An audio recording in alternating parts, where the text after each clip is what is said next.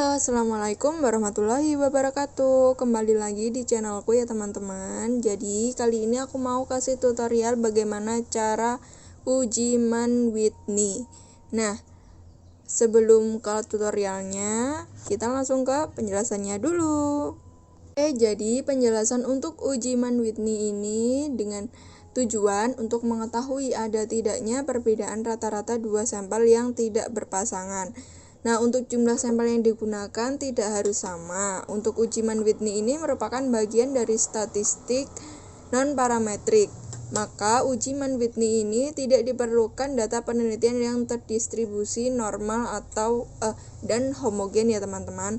Nah, uji Mann-Whitney ini digunakan sebagai alternatif dari uji independent sample t-test jika ada penelitian yang tidak terdistribusi normal dan homogen. Nah, untuk dasar pengambilan keputusannya, jika nilai asimsik totalnya adalah kurang dari 0,05, maka hipotesis diterima.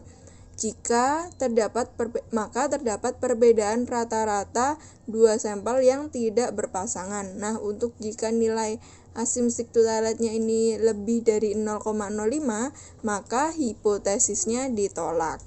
Yang artinya tidak ada perbedaan rata-rata dua sampel yang tidak berpasangan. Oke, langsung saja kita ke tutorialnya.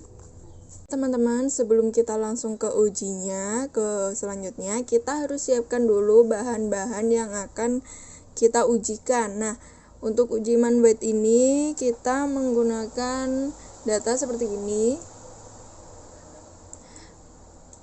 Nah, dengan keterangan dulu, keterangan untuk A1 angket 1,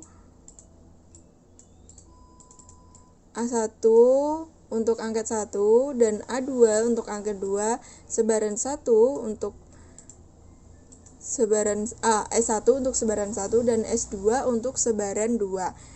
Setelah itu di sini ada bahan-bahan untuk ujinya. Kita menggunakan dua angket. Aku menggunakan dua angket dengan kodenya. Nah, untuk angket 1 sebaran yang pertama ini nilainya dengan kode 1, teman-teman. Kodenya yang ini. Nah, seperti ini. Dan untuk sebaran yang kedua, angket 1 sebaran 2 nih, A1 S2, kita pakai kode 2. Dan untuk angket kedua sebaran 1 kita pakai kode 3.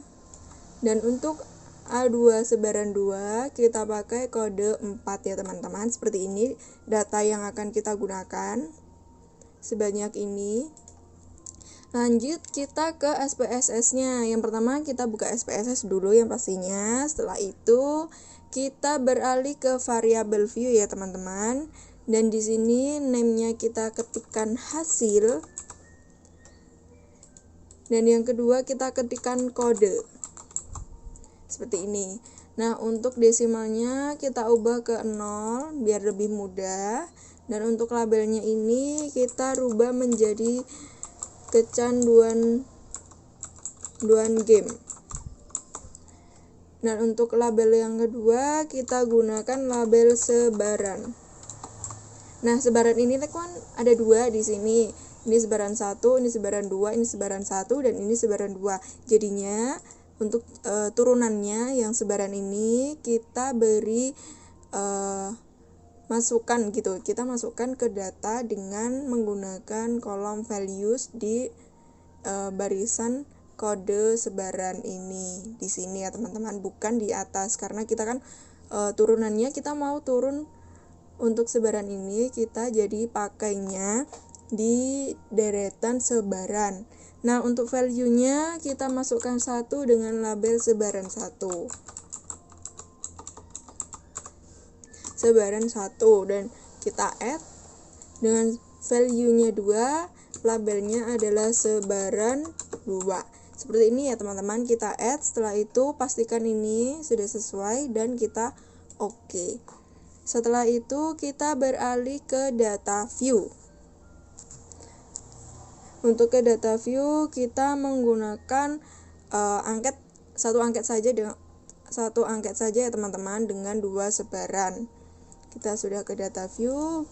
Oke, kita langsung copy saja teman-teman. Ini ya, kita pakai yang ini. Nah, kita pakai yang ini.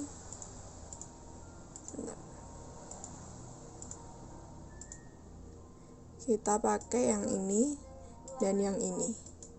Nah, kita pakai yang ini dan ini ya teman-teman. Oke, kita copy sebanyak 60 responden saja. Kalau misalnya teman-teman ada lebih dari 60 responden, tetap ya teman-teman, yang dipakai tetap 60 responden saja. Nah, untuk yang kedua kita copy sebaran yang kedua sebanyak 60 sebaran saja.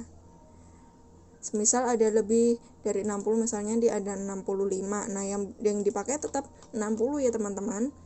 Kita kopinya, pastenya kita di bawahnya dari data ini.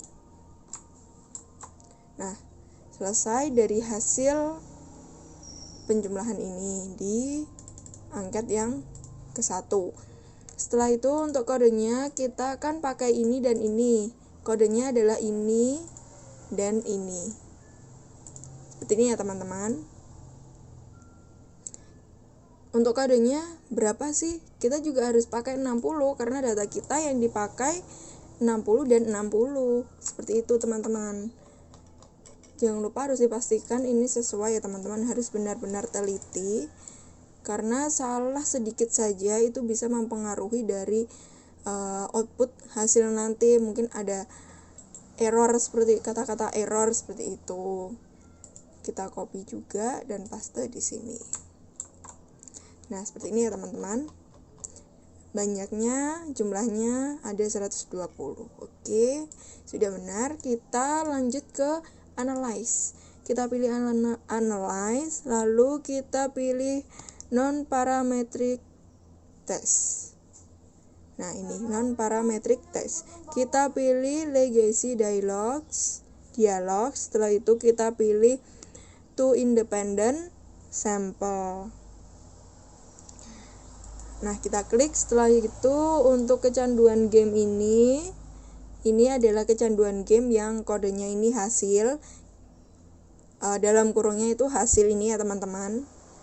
Ini kita taruh di atas.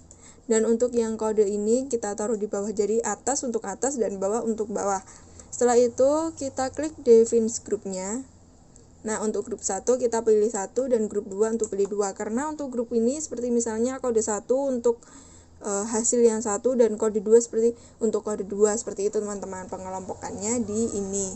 Define grupnya. Seperti ini, kodenya ada 2. 1 dan 2 seperti itu teman-teman. Nah, setelah itu jangan lupa pastikan tipe man weight-nya ini. Nah, ini man Whitney U. Nah, ini di checklist ya teman-teman. Pastikan ini di checklist. Dan untuk yang lainnya tidak perlu di checklist. Dan yang di checklist hanya man Whitney U. Setelah itu kita oke. Nah, untuk yang ini setelah hasilnya keluar, ini ada tulisannya man Whitney test. Nah, yang dipakai adalah tes statistik. Nah, ini kita copy ya teman-teman. Setelah itu kita langsung ke data yang akan kita copy, kita paste. Jadi hasil dari kita uji tadi itu mau dikemanakan. Nah, di copy-nya ke misalnya Microsoft Word yang teman-teman pakai seperti ini, misalnya punya ku ini. Nah, dengan cara bacanya itu gimana sih? Cara bacanya seperti ini. Dari pengujian data tersebut dapat dilihat bahwa nilai asymmetric totality-nya sebesar 0,000. Ini dataku ya teman-teman. Artinya dataku ini nilainya kurang dari 0,05. Maka dapat disimpulkan bahwa hipotesis diterima. Dengan demikian terdapat perbedaan antara sebaran 1 dan sebaran 2 pada nama angket, yaitu kecanduan game. Nah, yang dipakai itu kolom yang mana sih? Yang dipakai itu adalah kolom man Whitney U dengan ini ya, kecanduan game urutannya. Kita pakai yang pertama ini teman-teman. Oh, bukan yang ini. Ini dengan ininya. Seperti ini teman-teman, kita pakainya yang paling bawah, disesuaikan dengan ini asymmetric-nya. Nah, kita pakai juga asimsiknya. Maaf ya teman-teman, tadi itu salah baca yang di atas. Karena nilainya sama jadi salah baca gitu ya. Nah, yang dipakai adalah asimsik to Tailot ini dengan nilainya 0,000. Yang artinya dataku ini kurang dari 0,05 dan hipotesisnya diterima. Artinya terdapat perbedaan. Seperti itu ya teman-teman. Terima kasih teman-teman yang sudah menonton uji Mann-Whitney-ku ini. Terima kasih. Wassalamualaikum warahmatullahi wabarakatuh.